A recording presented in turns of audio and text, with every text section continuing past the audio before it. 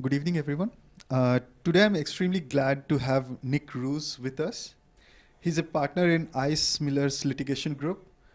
He concentrates his practice on insurance coverage, disputes, risk management, and commercial litigation. Nick regularly advises clients in insurance coverage matters, managing claims, and advocating policy construction that maximizes insurance recovery.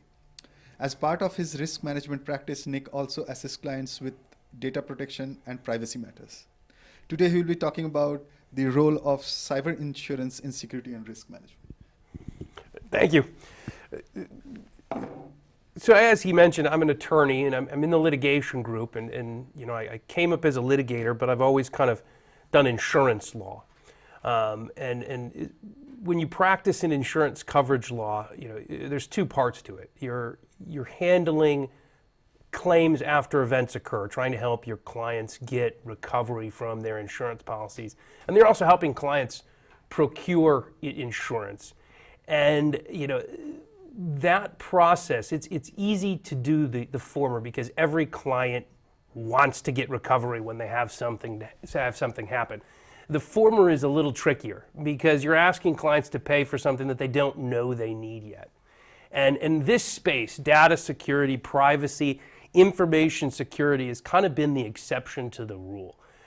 This is one place where clients are really, really interested in talking about insurance. It's kind of become this buzzword, and it's something I spend a lot of time talking about, a lot of time thinking about, and frankly, a lot of time working with clients on. And I like to think that I make insurance kind of fun, in that I'm kind of passionate about it. And so I love talking about this stuff, and so I'm going to kind of take you through the world of cyber insurance and how it fits into information security and the risk analysis process, and really what it looks like. But I'd encourage, you know, if you have any questions as we're talking about this, you know, don't hesitate. I know everybody says that, but I really mean it. You know, if you see something, you got a question, ask me, because like I said, I love talking about this stuff, and I'm happy to kind of take questions as we go. As I mentioned a minute ago, you know, it's kind of become this buzzword, cyber insurance. It is a big deal for a couple of reasons, both on the supply side and on the demand side. It's become this big deal because it's in the news a lot. You're reading about, you know, cyber crime, data breaches. You know, it's unavoidable. I'm sure you guys probably get tired of hearing about it just as much as everyone else does. But that's, you know, manifests itself in corporate boardrooms, in presidents of small businesses, risk management folks, you know, making this a priority. And so, you know, it's a question they're asked constantly by their customers, by their vendors, by their employees. What are we doing in this space? On the flip side, and the kind of what I'll call the supply side, you have the insurance industry, and I will tell you that 20 years ago there was no such thing as cyber insurance. It just didn't exist for the obvious reasons, and it kind of had this slow growth. It kind of started to exist, and then, you know, all of a sudden there was just this explosion in the last 5 to 7 years. So you went from a space, a market that didn't exist for insurance companies to what's going to be few $1 billion of premiums in the next couple of years. And so there's been kind of this arms race. Everyone wants their piece of the pie. It's been a long time since a new category of insurance has just appeared out of the ether. I mean, you've got, you know, your traditional lines of insurance that all you guys have heard of. 30, 40 years ago, the idea of what was called directors and officers insurance came up, and that was a big thing, and everyone raced to the market. And since then, this has been the first new big thing. You know, why is it a big thing?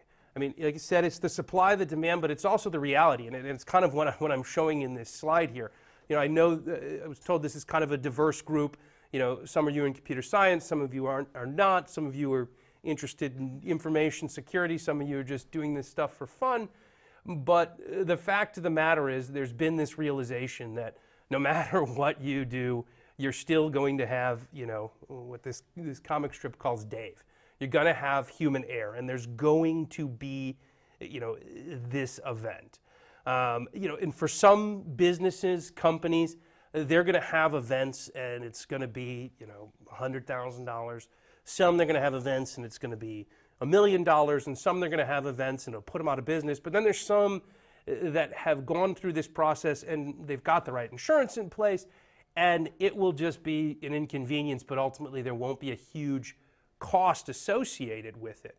And so to kind of distinguish, the stuff on the right, firewalls, encryptions, that is risk avoidance. What insurance is, it's risk transfer. It's saying, hey, I'm going to do my best, but ultimately I want to transfer this risk to somebody else. And the reality is, no matter how much risk avoidance you do, there's risk left on the table. And so this is the mechanism to transfer it. And so it is part of the information security, the data security conversation from the small business to the Fortune 500 company. You don't have to take my word for it really either. I like to put this up because this is SEC guidance, right? The SEC doesn't have a formal regulation with respect to what I'll call cybersecurity, although I know that word gets overused, but they use it here, so I'll use it here as well. And the SEC is saying, hey, when you're investing in a company, we think that cybersecurity is now important enough that companies need to be telling investors, this is what we're doing about cybersecurity. And you'll see these different things. Hey, we think they should disclose A and B and C and D. And the last one on there is the description of relevant insurance coverage. So even the SEC, who has no stake in this game, they're not selling insurance. They're saying, hey, if you're evaluating the cybersecurity of the company, and we're going to list, 5 things, one of those considerations, one part of that risk analysis is the insurance that they're carrying. And so this is an unavoidable part of kind of the total, security process, the total risk process. And so I guess that begs the question, why should you care? And I think, I guess I don't have a total sense of how many of you, are going to be in information security as your career or are going to be doing computer science. But I'll tell you a few things.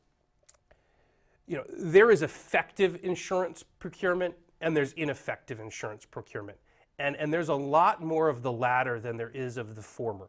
This has become a check the box exercise. Businesses know, I have to have this, everyone wants to know, do you have your cyber insurance? Did you put a policy in place? And so, they go talk to their broker, they say, hey, I want a policy. They get a policy off the shelf, they pay the premium, and they can say to their board or their investors or their partners, I got it, we've got cyber insurance policy. The reality is this is I think a lot of you probably know, getting a handle on your own network infrastructure, your own system infrastructure is incredibly complicated. And then you combine that with the complexities that are inherent in an insurance policy. I mean, go read your auto policy and you'll see how cryptic insurance policies are written. So you've got one person that speaks the insurance language, and then you've got somebody, a HR person, a general counsel, who doesn't speak the technology language. And they're trying to come up and pick the right policy, and that doesn't work. And so it's people that understand the technology. If any of you are working in IT, IS, that is somebody that needs to be part of this conversation. And so I think it's important to understand the framework, understand what this marketplace looks like, understand what is covered and what they're trying to achieve and what they're not trying to achieve, because it puts you in that unique position to know, hey, as a business, when we're doing this process, this is what we need to be looking for in insurance policies. This is what is out there, because a lot of times that's the biggest problem is, you only have a lens into the insurance world based on what your business's agent or broker shares with you or is willing to tell you. And so I think it's important in this space to understand, what this market looks like. The other reason that I think, folks in the technology space need to care about insurance is that piece of pie, that portion of risk that's being left on the table, it's increasing in size to a certain extent. For all the news, for all of the attention that this topic gets, businesses are not seeing the collateral damage that you'd believe. There's a Poneman Institute study that says when there's a data breach, it costs $200 per person. That's pretty much been debunked, and that the reality is data breaches aren't that expensive. And for most companies, when they have an event right now, it's kind of been a blip. And so it's hard to convince businesses to make real investments beyond a certain point, beyond a certain dollar figure in information security. They'd rather leave some of that risk on the table and then transfer it through insurance. And the byproduct of that is insurance companies increasingly have a seat at the table in kind of this larger discussion of what are the minimum standards. So when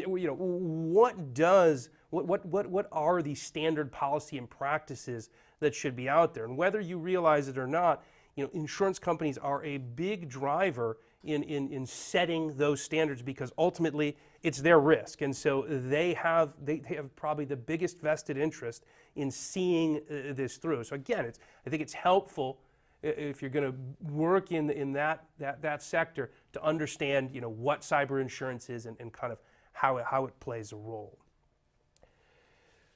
So anytime you have a conversation about insurance, I think it's important to understand the difference between first-party insurance and third-party insurance.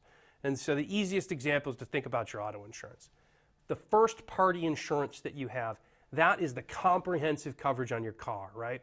That is, there was a hailstorm, or some kid was walking down the alley and broke my mirror off. I have something. I've incurred loss myself, costs myself, and I would like the insurance company to reimburse me. That's first-party insurance. So it's on your homeowner's policy, it's the part that covers hail damage to your roof. Third-party insurance, it's the idea of something happened, it's my fault, something happened to somebody else, and that person's making a demand on me. That third party is making a demand on me, and I want the insurance company to pay that person. So that's the liability portion of your auto policy, right? That's the guy you rear-ended. That's on your homeowner's policy. It's a person that slips and falls in the lawn. And when we talk about the different types of cyber insurance in a minute, you'll see they fall into the same categories. You'll have stuff like network interruptions or data restoration costs that you're incurring yourself. That's first-party stuff. Then you've got events where data breach is a perfect example. You got some first-party costs, but you have someone suing you for losing their trade secrets or suing you for losing their social security number. Because I can promise you, after every data breach you read about, there are lawyers filing a class action suit, whether it's winnable or not. And so that's somebody else. So there's a third-party and a first-party component. Historically, if you were a business, your first-party insurance was covered under something called a CGL policy, and it still is. I mean, your third-party insurance, a CGL policy, commercial general liability policy. That's what covers, Kroger if you fall inside the Kroger, or what's covered provides products liability coverage. For a while, there were some inroads on the CGL, and folks tried to put technology-related liabilities into the CGL policy because it wasn't really written with this stuff in mind. There's an organization called the ISO, and in my world, the ISO stands for Insurance Services Organization. I realize there's another ISO that you guys maybe deal with more often, but the ISO drafted the current version of the CGL in the 60s, and it gets tweaked every 4, 5, 6 years, but it's a word here, a word there. Otherwise, it's just this same policy. And so there were some inroads where insureds started getting coverage out of their CGL policy, and then eventually the insurers said enough. And in 2014, that was revised to make abundantly clear that these kinds of technology-related losses that we're going to talk about as being covered under cyber policies, they're out the door. Same, they're not part of the policy. There's unimpeachable language now included in the CGL policy. Same thing on the first-party side. It was traditionally covered under what was called a property policy, a business property policy, a commercial property policy. Same thing. Standard form. For a while, there was kind of these tortured attempts to bring technology events within the property policy. But the thing is, it always required a physical loss. So there's kind of these funny court opinions from the late 90s where judges are trying to talk about electrons moving to try and imply that there's been some physical loss, like a hurricane, but it wasn't. And so eventually, same thing. They wrote it out of the property policy. And so you write it out, they say they were just trying to live up to expectations, but what do you know, they created this multi-billion-dollar market, because once it was written out, and the answer was specialty insurance. And specialty insurance is once you get away from those things your auto, the CGL, the property. This is for a very specialized risk. That other stuff is written on kind of an all-risk basis. It says, we'll cover you for anything that causes bodily injury. Well, this is specialty insurance. It's written for a very specific purpose. And what happened is that ISO, that organization that I mentioned a minute ago, they started out, they tried to draft their own kind of cybersecurity policy, and nobody liked it. It was a little too basic, and you didn't have the 50, 60 years of expectations that have been created, say, like under a CGL policy. Because one thing about using the same policy for 50 or 60 years, every word in that policy has been defined by 10 different courts, has been the subject of disputes. I mean, you could tell me about any kind of loss, and I could tell you without looking at a business's policy whether it's going to be covered or not, because I know what a CGL policy looks like. Here, once the ISO policy got kind of tossed out the door, every insurer started writing their own policy. And so you kind of had this huge smattering of insurance policies. If you go to AIG's website right now, you go to their technology page, you'll see they're offering 4 different policies it's hard to tell the difference even between their own 4 policies. And then you take that across the entire insurance market and add in the fact that everyone's competing for this pie, this huge new pie, and you just have policy after policy being cranked out. You combine that with the difficulty in terminology. Everyone knows what a bodily injury is, and we can define it, and insurers can define it, but there's no uniform terminology. I mean, there are in certain instances, but it's much more difficult to write in succinct languages and describe the type of events that are going to lead to technology-related losses, to lead to cyber losses. And so what you end up with is these cyber policies and the insuring agreement, the part that says this is what we're going to cover. It'll be a sentence, and it'll just say, we provide coverage for loss arising from a security event. And security event will be in bold, which means it's defined elsewhere in the policy. So you turn 17 pages into the policy and you find the definition of security event. It'll be 2 sentences, but then it'll have 9 bolded words in it. And so then you go find the definition of those 9 bolded words. And pretty soon it's like a computer program. I mean, you're doing all these substitutions and replacements to figure out what that first sentence meant. And you try and do that across 12, 14, 20 policies, it starts to get really hard to compare this stuff. So you end up with kind of this wild, wild west. And that goes back to that point I raised at the beginning of, people that are computer programs, that are information security. They have to be part of this conversation once you're in the private sector or your university, wherever, because you're the ones that can say, all right, what they're describing there as a security event, once we take it down to the nubs and see what they're talking about, that's not our risk. Our risk is this. And that's described in that 3rd policy you showed me, not the first one, not the second one.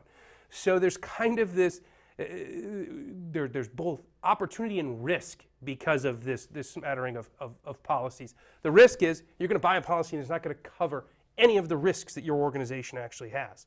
On the flip side, there's this opportunity where if you know your risks and know how to read these policies and you take the time to read them and analyze them, a lot of times you can get coverage for risks that the insurance company isn't really even charging you a premium for, because there's this asymmetry of information, and we'll talk about that in a minute as being one of the underwriting problems.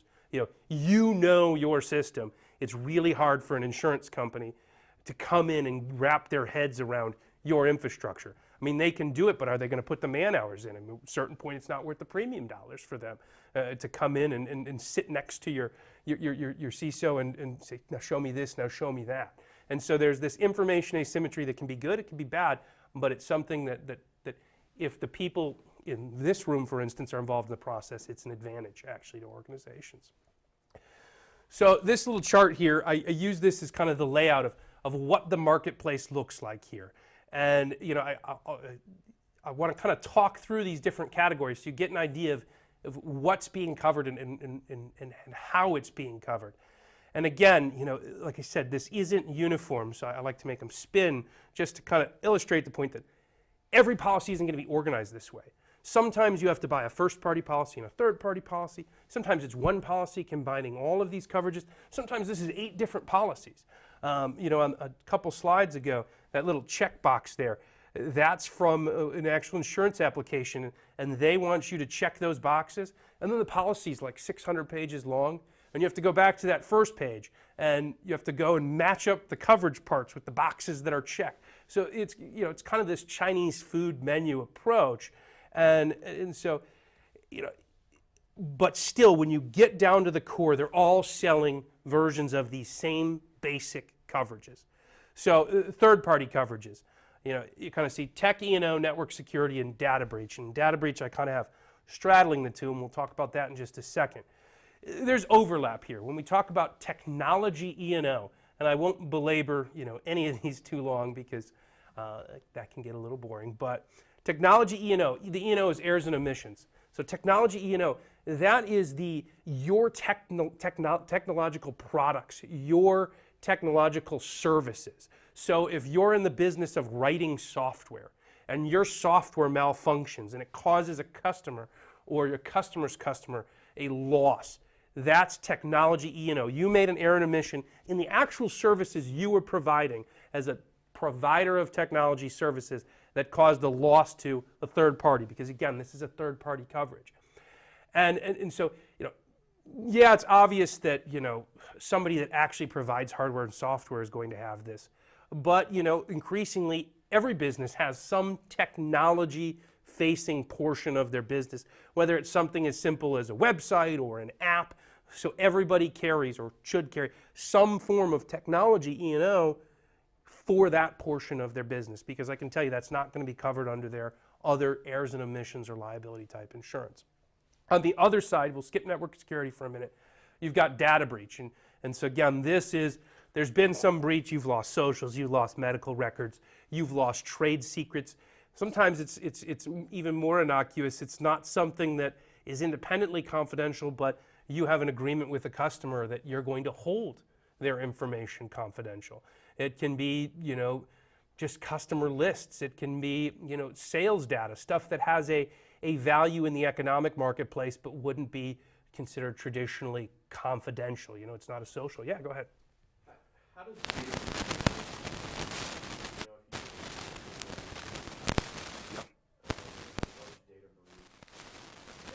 work with filing, recruit of that, and with the insurance company, if I know it's helping, I guess, pin down that insurance policy. But then separately, how does that work with SEC filings? Because if you're saying I have damages because I'm getting sued, you have to also then file, if you're a public company, saying, we've lost this much. Do companies get in weird positions like that? Sure. There's always a tension when there's ongoing litigation, and because you have to make a determination as to whether ongoing litigation is material. But here, when you're talking about a data breach, there's actually 2 cost components. You have the potentiality of a class action lawsuit, which is an actual piece of litigation. And that you're doing this materiality test. Is this because a company like Sony is being sued at any given time, in multiple iterations in multiple places. So they're always disclosing, hey, as part of our business, we have litigation that's ongoing. If something is going to be huge, something that is going to make a material impact on their balance sheets, they're going to disclose that. The other cost component that may end up in something like an SEC filing, and certainly is going to show up in a company's books, is when you have the internal costs for the data breach. And as I said, it kind of straddles because the third-party cost of the person suing you. The first-party costs are things like, the actual cost of maintaining a call center, the cost of providing all that credit monitoring, the reputational harm. Believe it or not, you can get coverage for reputational harm. Hiring PR folks, complying with regulatory investigations because you're going to have, depending on what kind of entity you're going to have the FTC or state's attorney general coming after you and asking questions. So you really have 2 different costs, and whether it ends up in an SEC filing, yeah, that stuff happens. It really depends on how material it is. you can get into more complex issues when you're talking about criminal activity and there's a criminal investigation. Sometimes even notifying customers can be delayed if law enforcement says, look, we don't want you to tell anyone that this is happening because this is there's an ongoing investigation. So there's some safe harbors there, but it's definitely something that can show up. And on the issue of the class action, what's interesting there is there's kind of been this changing landscape. At first there was this idea, hey, if I lose your social security number, have you really been harmed? I gave you credit monitoring. What are your damages? And courts at first kind of made this analogy to the medical device and pharmaceutical industry law, which had said for a long time, at least in this part of the country, that if the only thing you took a drug and you had no manifesting symptoms or these side effects, just kind of being more aware that you should keep an eye out for them, are you really damaged? And the answer was no. And so there was kind of this analogy like, hey, worrying that your identity might be stolen, that's not a damage. And so there's no class action. That's eroded in the last couple of years. And some lawyers have made some inroads saying, you know what? It's confidential information, and it causes people emotional distress to know that they've been compromised, and so we're going to let some of these class actions move forward. And so I think we're going to see more and more companies evaluating those and saying, this is a material event. We do have real skin in the game. This class action could be very expensive to defend or ultimately settle or pay a judgment on. The kind of middle one there is network security. And this kind of, it fits in between because it's when you have, I'll use the term security event, when you have a security event, but it's not a data breach. You didn't lose something, nor was it the technology-facing part of your business, but there's been some network event, some security event that causes loss to a customer or a vendor, or sometimes even just a totally anonymous third party. This is folks get sued because they had weak network security and their system was used as part of launching a DDoS attack. Or folks get sued because they were the part of a compromise that ended up pushing malicious code to a bunch of other computers or a bunch of their customers or a bunch of their vendors. It wasn't the technology services they were providing. It was just part of their infrastructure. But it was a security event that caused losses to these third parties. And the idea is, hey, you were negligent. It was your fault that my system went down, or I had to, spend all this money on data restoration. So that's this idea of network security, and so it kind of fits in between. The other side is the first-party coverages, and we talked about the data breach one a second ago, but I like to highlight it because it's the one that people talk about the most. We're finding increasingly it doesn't need to be the biggest concern because the idea of a data breach has kind of been commoditized, the response process. Everyone has gotten so many data breach notices that the response rate that we see on credit monitoring is down to like 5%. You offer somebody free credit monitoring now, they've already got it from so many other places that they don't even take you up on the offer anymore. So those costs are going down. Same thing. There's companies that now all they do is run call centers. They answer questions about data breaches, send out the letters. And so it's been commoditized where it's getting pretty cheap per person. But it's still something that you hear about a lot. And so, I put this up here, just because this is the question that I get the most from clients about their cyber liability insurance is, what do I care about on the data breach side? And so you'll see these are the things that I'm always looking for here. One thing that I think you guys could probably appreciate, the second one on there, forensic investigations costs. We found that is the most expensive component of this. It's more expensive than the lawyers. It's more expensive than the actual notification. Sometimes you got a breach and it's going to end up that there was 14 medical records involved, but you've paid somebody a lot of money to figure out that it was only 14 medical records. And that can get into six figures before you know it. And so that's kind of priority number one when you're talking about breach response. It's not the cost to send out the letters. It's not the cost of the lawyers. It's the cost to bring in good forensics people that can make this determination. Was there even really a breach? And how big or how small was it? Nobody likes to, despite what I'm telling you about the cost, nobody likes to overnotice. And so Nobody wants to send something to 6,000 patients if there's only 15 affected. P.F. Chang's, they raced out of the gate. They had a breach of their payment system. They raced out of the gate and they over-notified. And then it turned out that the breach was only about a quarter of the size that they thought. Well, what ended up happening? Well, MasterCard and Visa and the issuing banks, they had to replace all those cards. Well, they said to P.F. Chang's, we want $50 for every one of those cards we had to replace, and they had to replace 60,000 instead of 15,000. So there is this priority of let's do this right the first time. That's an extreme example, but when you start to talk about smaller businesses, just the reputational effect of having to notify, 600 customers, you're a small mortgage broker. You don't want every customer you ever originated a mortgage for to know that, you had this event. And so there's this idea of, hey, if I've got coverage and I can bring in somebody and pay them money to figure out what the real scope of this was, because you can always default to tell everybody that's ever been in your system, but you want the right answer there. A couple other ones that are interesting, data in the hands of third parties. Insurance companies have gotten better at this.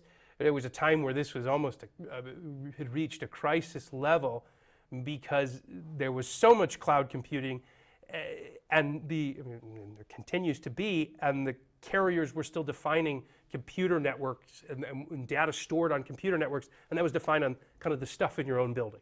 And that wasn't workable, and they've gotten better at that. But it's one of these things you have to look for in these policies, because a lot of stuff isn't stored on your own system, and ultimately you're legally responsible when you have a breach that affects data you took in. And so even if it was somebody else's fault, it was some cloud provider, some third party, and there's been this event because they had an issue, you're still responsible, so you want to make sure this coverage extends that far. The other one I like to point out is exclusions and retroactive dates, because this is where the real meat is. You get into these exclusions in the back of an insurance policy, read them in your auto or your homeowner, and you'll see it's a pretty long list. And these cyber policies, they'll go on for pages. And on the data breach, this is one from a policy that a client showed me a few months ago. And keep in mind, this is a data breach policy. And you read the things, it says, regardless of other events or cause of contributing concurrently. So if any one of these things was true, they weren't going to provide you with coverage for your data breach. You look at that stuff, it's all ambiguous, broad language. It'd be hard to come up with a data breach scenario that wouldn't fall within one of these exclusions. And so again, it's this critical reading of, let's not buy illusory insurance coverage. And if you went and talked to the agent that's selling this on behalf of, I won't say what insurer it is, they'd say, oh, they don't mean it like that. They're just trying to take some things off the edges. But that's fine to say that up front. But good luck when you have a claim, because the way insurance works, there's underwriting and there's claims. And the people that are writing and selling the policies are not the same people that are reading them when it comes time to actually submit your claim and try and get paid. And so again, it's illustrative of kind of the problems in terminology. I mean, if you saw an insurance policy like this, you would want to run as far away as you could. Yeah. I read the previous and one use case scenario which falls under item 5. There are popular antiviruses. I'm sorry, the link that you're using is acting up. Do you mind using maybe one next to that? Yeah, I was just saying that several popular antiviruses, they have known vulnerabilities. So if I use those antiviruses in my company infrastructure, and then data is lost and my business is stopped, item number 5 says defects of software supplied by a third party. No is coverage. no coverage. And Yeah. antivirus manufacturer will tell me, hey, read the license. It says, like, we don't reimburse any damage, or maximum amount to be reimbursed is like $100. $10,000. A lot of times, or the price of the product, they'll say, we'll give you your $49.99 back. But yeah, no, I mean, like I said, it's hard to come up with. If there hasn't been a defect in some third-party piece of software, or there wasn't you weren't using some obsolete, hardware or software, or you didn't fail to ensure that your computer system is protected to industry standards, whatever that means, it's not even a defined term. If none of those were true, you wouldn't have had the data breach in the first place unless you were literally doing it on purpose. And so, it's just, again, it's terrible language, but it's exhibit number one as to why you have to read these kind of things, and the people that understand what the risks are have to read these things with the folks that are actually procuring them. The first party coverage is the other big category is computer crime, and we have seen that this has become a bigger deal. This is where our clients are underinsured, and this is where they have huge losses on this first party computer crime stuff. And I think that the ideas there are pretty self-explanatory. Data restoration, network interruption, and extortion. And there's coverages that are available just for kind of negligent, inadvertent events, and there are coverages that are available for malicious events where somebody is, intentionally attacking your network and interrupting your business. But those are two, data restoration, network interruption, depending on the scale and the size of your business, can be incredibly complicated, incredibly expensive, and is sometimes very difficult to compensate. I mean, you don't know what you've lost by being down for 3 days. You don't know what kind of customers were coming through. And you get this business interruption insurance that's supposed to compensate for that, but even that sometimes can be insufficient. Extortion is a really, really interesting one. So we have had this happen to clients with increasing regularity over the last 9 months. And talking to the FBI and talking to our clients and the security consultants that we deal with and the forensics folks, it seems like what's happened is there's become this efficient market on the dark web, right? And so it used to be that when you had an intrusion and people would go after socials, they'd go after financial records because they had a value and they knew they could just go sell them and kind of flip them over. Well, those values have plummeted because there's so many socials available, there's so many credit card numbers available for sale. So now what kind of happens is what I'll call the interloper. He gets into your system, he just takes whatever he can find because he doesn't know what it's worth. But like I said, there's this efficient market on the dark web where he comes back and he says, hey, I got these files from a company that manufactures widgets. Anybody interested? And then people come and he gives them a little preview and they say, you know what, I can do something with that. I'll give you X dollars. So he didn't go in saying, this is valuable. He took what he could and he puts it on the market.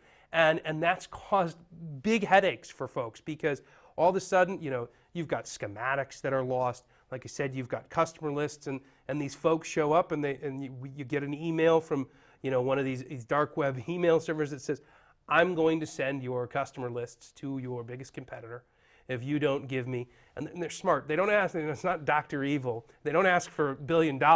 They say, I want, 30 Bitcoin. And so it's a small enough number that the business could pay it.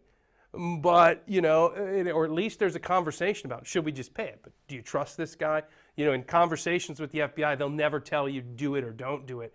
But, if you get them in a weak moment, they'll say, frankly, most of these guys are pretty honorable about this. You pay them money and it goes away. So it's just a really fascinating area. What should the insurance cover? Should it cover the ransom payment?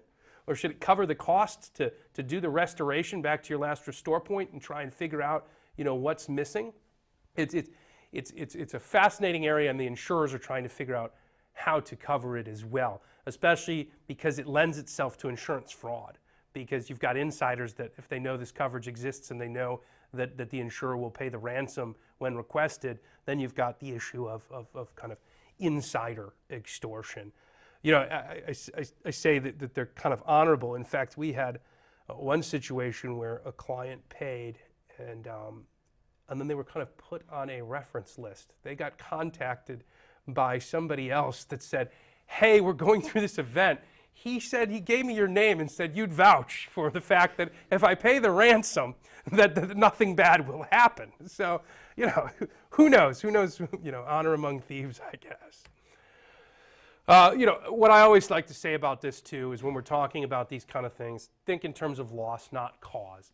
And because the losses are obvious, it's easy to define the loss you want to cover. It's I want to be reimbursed for the cost of having to remanufacture this data, or the cost of having to, re-engineer my system.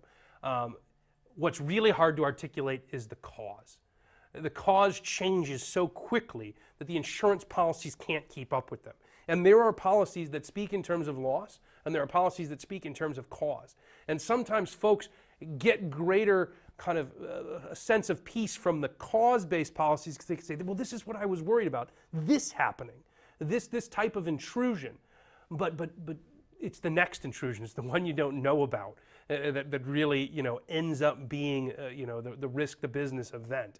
And so instead you want ones that talk in terms of loss. They say, we're going to cover these costs in the event that you incur them, and then there'll be things like, unless it's intentional, kind of stuff that would keep you from, using this to just buy yourself a new system. But that's the key in these first party coverages, loss, not cause. Last one I'll talk about, just because it's probably the most common right now. You don't see it as much as the data breach stuff, mostly because companies don't like to talk about it. But we're seeing tons and tons of funds transfer fraud. This is just foreign wires going out of corporate bank accounts. Day after day, big companies, small companies, as little as $5,000. We've had 7-figure ones. And this is an example. I like to use this also as an example because it's another place where understanding the risks and kind of keeping abreast as to what the newest and best is, and what the bad guys are doing can help you get a better insurance policy. So this is what the standard kind of computer fraud and funds transfer fraud language looks like. And if you look at number 2 there's something in quotes that says fraudulent instruction. And the idea is, if a bank receives a, quote, fraudulent instruction that causes money to go out of your account. Because that's the way it used to be. It used to be people would, you'd have a bank account where you could initiate a wire with letterhead or a fake signature, or maybe just a simple set of credentials, and those were compromised, and they were able to pretend to be you and give a fraudulent instruction. That's pretty rare now, because just the kind of layered security programs that banks have and multi-factor authentication, it's really difficult, and banks are really dubious, especially once amounts get above, say, $10,000, about wire transfers going out. They're very careful in authenticating the user.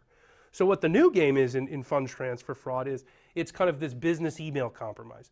They get into your email system, and they end up reading months and months of emails until they can craft really, really convincing and effective impersonation of people that have the authority to say to the CFO, to say to somebody in finance, I need you to initiate a wire transfer. Because they can look and they can see what your practice and procedures are. They can see that Susie in accounting gets instructions from Jane, the CFO, to wire money, and they can mimic it perfectly. And so there, it's no longer a fraudulent instruction, because Susie in finance, she was authorized to make it, and she was Susie when she did it. It's just that she was tricked into doing it. And so, but that's not covered by this. So what there are is there's kind of these gap fillers. They're called endorsements. And so now this is a perfect example. If you know the risk, you say to your insurance company, that's not really the type of funds transfer fraud I'm worried about. So this one, for instance, I think this is from Chubb, which is an insurance company out of California. And this one is, they call this their social engineering endorsement. And it adds this idea of, hey, what about when it's an authentic instruction, but it's just been induced by some kind of social engineering, like these business email compromise. And like I said, you don't hear about them a lot. They're embarrassing, so companies don't like to talk about them. And most companies, you're not going to be able to steal $20 million, because as you get to higher numbers, the protocols get higher on the bank side. They want to talk to somebody on the phone, that kind of thing. But for small businesses, they're really material. And for big businesses, it might be in 7 figures, but it's not something they're going to publicize because, frankly, it's embarrassing. It looks like they lack their own institutional controls. So, now that we kind of have that framework there, and I know I'm running out of time here, so I'll speed up a little bit and just kind of talk through these underwriting problems, because I think this is kind of the bigger picture, right? This is what's the future of this market look like? There's an underwriting problem in that the supply side of insurance are insurers who are risk averse. They don't want to find out that something can get jammed into one of the coverage that they weren't anticipating. So they want to know what they're covering. If they don't know what they're covering, if they feel like they have gaps, their solution is to raise premiums. On the other side, you've got the demand side, which although it's ultimately organizations and businesses, it goes through agents and brokers. And an agent and broker is also risk averse, because you know who gets blamed when a company has an event and it turns out there's no insurance for it? They go back to their agent and they say, why didn't you tell me I needed that?